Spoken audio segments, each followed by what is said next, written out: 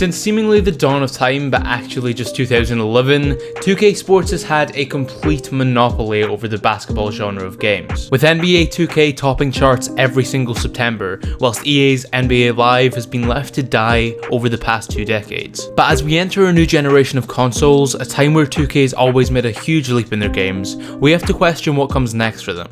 How does this monolith stay on top of the market that they've completely engulfed? Well, before we get into that, it'd really help me out if you could hit like, and also if you're new here, make sure to subscribe with post notifications turned on. And without further ado, let's have a look at how we can save NBA 2K going into the next generation.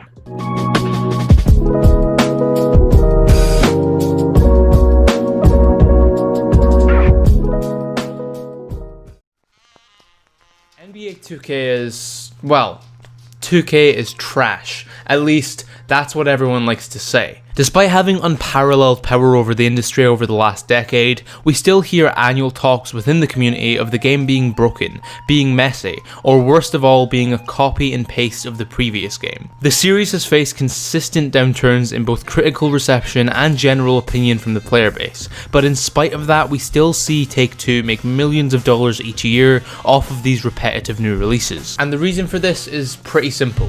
We all love basketball. So why wouldn't we want to live out our incredible athletic fantasies within a game? However, this love, this passion for the sport has been time and time again taken advantage of, and with the possible resurgence of NBA Live in the next generation, 2K may need to face the fact that they need to change up their formula, or else the countless issues the series continues to face might just catch up to them. Whether it be the egregious volume of microtransactions, literal unskippable ads and product placement, terrible servers, unfocused dev teams split between multiple games, ineffective patches and minor changes each year that aren't enough to justify a whole new $60 game. To put it simply, 2K has become complacent, the exact same issue that led to NBA Live becoming a joke. And if we look at 2K's business practices over the last 5 years, they very well could be too by 2030. At the start of the 2010s, 2K perfected the gameplay mixture within their games, and ran that formula out year after year, usually with just a few added cash cows. And I think it's time for a major switch up. So I have a pitch that I believe could genuinely benefit both the players and the investors of Take-Two. NBA 2K going into the next generation of consoles should be a subscription-based game. Now hold on, before you dislike, before you turn off the video, hear me out. Yes, games as a service is an idea that has been torn down time and time again for being a terrible system, at least for 99.9% of games. But when it comes to NBA 2K, and every other sports game for that matter, I think the system is perfect. Sports are inherently seasonal. The season starts, goes on for a few months, and then ends. Simple. And when you look at the player base of 2K, the same trend comes up. Most people buy the game in September, there's a steady rise in player count, a boom at Christmas, and then players start flocking to other games. So why not give these players the freedom to effectively play for the amount of time that they're actually interested? Here's my idea. Scrap the numbers, scrap the years.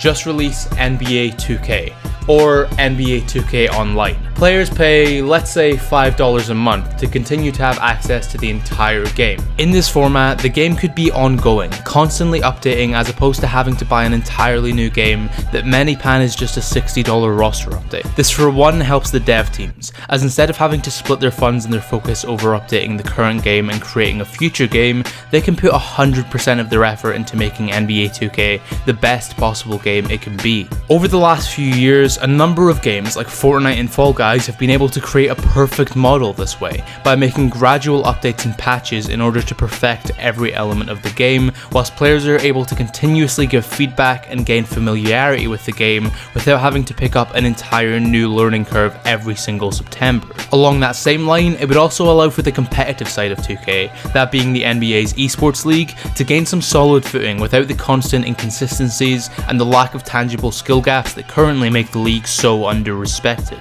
A price of $5 a month would also allow for the perfect balance of not being pay to win, but still allowing the Take-Two investors to be satisfied, as it would allow for significantly less egregious microtransactions and business practices. 2K would still be able to make $60 from a player who kept the game year round. However, the players would also be far more willing to spend money for microtransactions on a game they haven't already spent $60 to $120 just to own. The system of games as a service is one that I'm not in support of, at least like I said, for 99% of games. But as someone who's played sports games for as long as I can remember, I can see that there's a major difference not only in the games, but in the audience of those who play 2K and the rest of the gaming community. The way things are going, it looks like 2K will dig their heels in with their microtransactions, and unless a major change like this is made, the way I see it, basketball fans will continue to be robbed just to competitively simulate the sport that they love. Even from a gameplay perspective, the system creates the best situation for the devs to perfect not just the gameplay, but each piece of content, and the added focus on one product will allow for forgotten game modes like My League to flourish just as much as the park.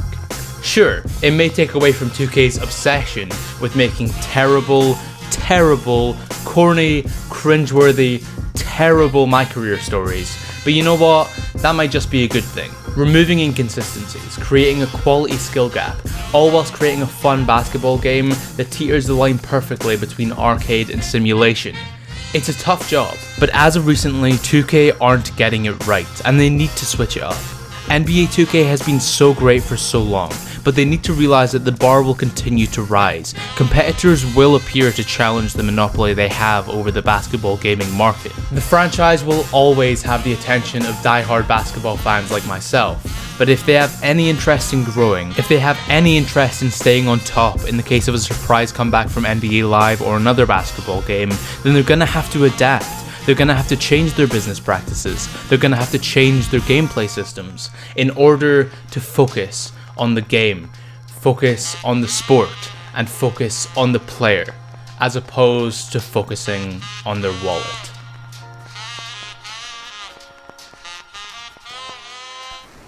Thanks for watching. If you did enjoy, like I said, it'd really be appreciated if you could hit like, and also if you're new here and want to see more content like this, make sure to subscribe with post notifications turned on. Also, comment down below and tell me, do you agree with me? Do you disagree with me? Do you even play 2K anymore, or have you completely given up on the franchise? Let me know, because I do read just about every single comment. With all that being said, I've been Joe, aka Found a Scarab, and I'll see you in the next one.